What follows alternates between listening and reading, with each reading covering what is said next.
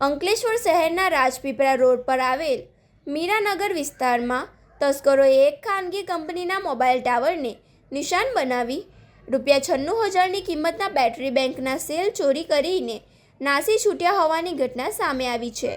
સમગ્ર મામલે જીઆઈડીસી પોલીસે ગુનો નોંધી વધુ તપાસ હાથ ધરી છે. મળતી માહિતી અનુસાર અંકલેશ્વરના રાજપીપળા રોડ પર આવેલા મીરાનગર દુર્ગા માતાજીના મંદિર પાછળ એલોવેલ ડિજિટલ ઇન્ફ્રાસ્ટ્રક્ચર કંપનીનું મોબાઈલ ટાવર આવેલું છે.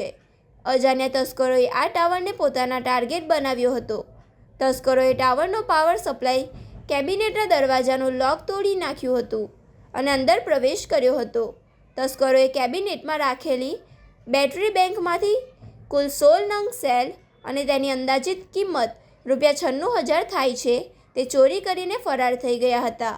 ટાવર પર ચોરી થઈ હોવાની જાણ થતાં જ કંપનીના જવાબદારો દ્વારા આ અંગે અંકલેશ્વર જીઆઈડીસી પોલીસ મથકે ફરિયાદ નોંધાવવામાં આવી હતી.